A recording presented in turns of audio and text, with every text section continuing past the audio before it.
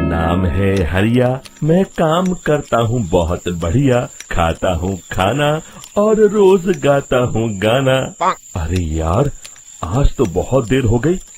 इस खतरनाक जंगल को देखकर तो मेरे हाथ पैर ठंडे हो गए हैं। अगर मैं वक्त पर गांव नहीं पहुंचा तो मालिक बहुत नाराज हो जाएंगे। तभी हरिया को एक आवाज सुनाई देती है। सुनिए हरु जी। अरे, ये आवाज किसने दी? तभी हरिया को सामने कुछ दूर एक औरत खड़ी दिखाई देती है। अरे भाई, ये औरत अकेली इतनी रात को इस जंगल में क्या कर रही है? चलकर पूछना पड़ेगा। फिर हरिया अपनी बैलगाड़ी उस औरत के सामने लाकर रोक देता है और उससे पूछता है। अरे सुनिए, आप इतनी रात को इस खतरनाक जंगल में अकेली क्या कर रही हैं? तभी वो औरत मीठी आवाज में कहती है, अरे हरु जी, आप आ गए। मैं कब से आपका इंतजार कर रही थी। वैसे तो यहाँ से काफी लोग गुजर चुके हैं, लेकिन मैं खास आपका इंतजार कर रही थी। अच्छा, तुम सच कह रही हो? मुझे तो यकीन नहीं हो रहा है। वो क्या है ना, आज तक किसी ने मुझसे इतने प्यार से बात नहीं की। हाँ हाँ हरु जी, मैं सच कह रही हूँ। अब देर मत करिए और जल्दी से मुझे मेरे घर तक छोड़ दीजिए। हाँ हाँ, कौन सी बड़ी बात है, अभी छोड़ देता हूँ। आप मेरे पीछे बैलगाड़ी में बैठ जाइए और मुझे रास्ता बताते चलिए। फिर वो औरत हरिया की बैलगाड़ी में बैठ जाती है और हरिया बैलगाड़ी हाँकता हुआ आगे चल पड़ता है। फिर उस औरत के बताए हुए रास्ते पर चलते चलते हरिया बैलगाड़ी लेकर एक काली गुफा के आगे आकर रुक जाता है। हरिया उस औरत से पूछता है, हाँ देवी जी, आपका घर कहाँ है? यहाँ तो एक गुफा के अलावा और कुछ नहीं है। तभी अचानक वो औरत हवा में उड़ने लगती है। देखते ही देखते उसका सुंदर रूप एक डरावनी चुड़ैल में बदल जाता है और वो जोर जोर से हंसती है। अरे तू तो एक नंबर का बेवकूफ निकला। तू तो बड़ी आसानी से मेरी बातों में आ गया। अरे मर गया रे, ये तो एक चुड़ैल है। हे भगवान बचा ले, ये तो बड़ी डरावनी दिखाई दे रही है। और फिर अगले ही पल हरिया की बैलगाड़ी में रखा सारा सामान हवा में उड़ता हुआ उस काली गुफा के अंदर चला जाता है और वो चुड़ैल भी उस गुफा के अंदर जाकर कहीं गायब हो जाती है। हरिया ये नजारा देख बुरी तरह घबरा और परेशान हो जाता है। अरे, ये चुड़ैल तो मेरा सारा सामान लेकर गुफा में गायब हो गई। अब क्या होगा?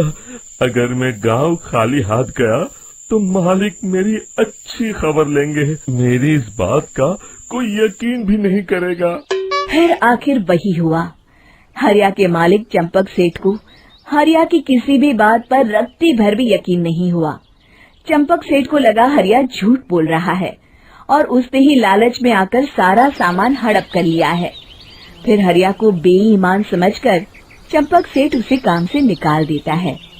अगले दिन अपनी दुकान में परेशान बैठा चंपक सेठ गुस्से में बड़बड़ाता है। अरे, दुकान में तो सामान बिल्कुल भी नहीं है। अब मुझे ही शहर जाकर सामान लाना होगा। फिर वो अपनी बैलगाड़ी लेकर शहर चला जाता है। शहर से सामान लेकर जब चंपक सेठ वापस गांव लौट रहा होता है, तभी उसे एक आवाज सुनाई देती है। चंपक जी, ओ चंपक जी। अरे, ये तो कोई मेरा नाम लेकर मुझे पुकार रहा है।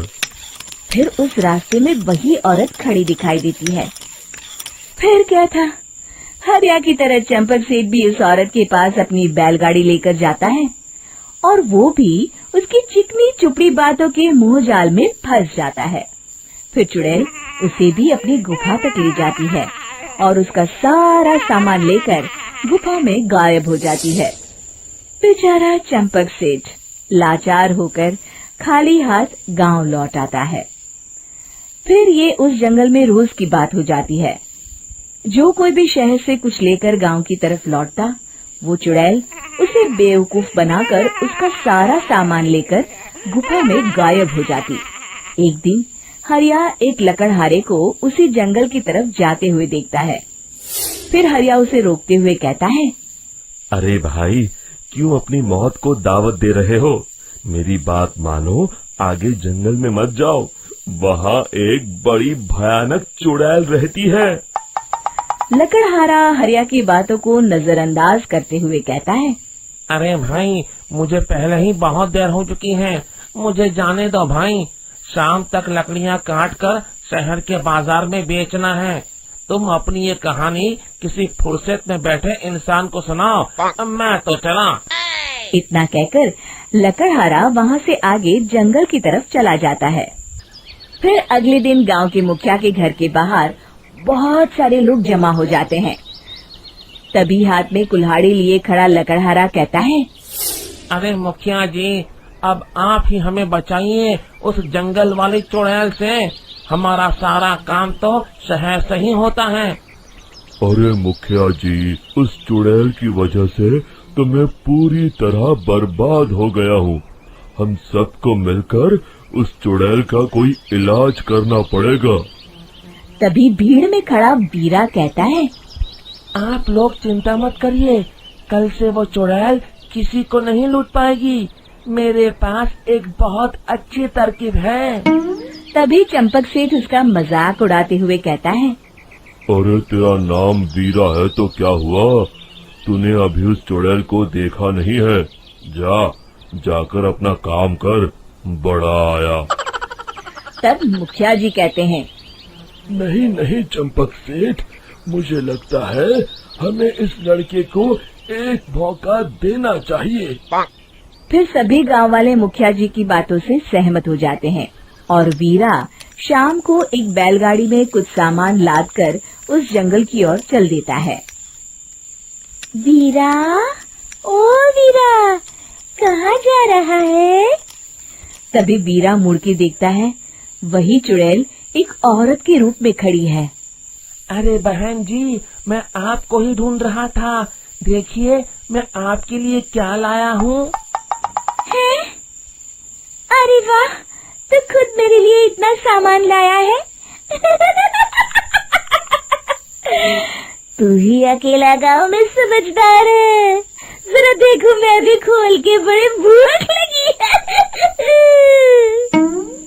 जैसे ही चुड़ैल उस सामान पर से कपड़ा हटाती है, एक भगवान शिव की तेज रोशनी उसके अंदर मूर्ति से निकलती है और चुड़ैल अपने असली रूप में आकर जलने लगती है। अरे मैं जल रही हूँ, बचाओ! बचाओ! ओम नमः शिवाय, मर गई मैं! देखते ही देखते वो चुड़ैल राख के साथ उड़ जाती है और सभी गांव वाले भी वहां जाते हैं। शिक्षा बुराई पे सदा अच्छाई की ही जीत होती है।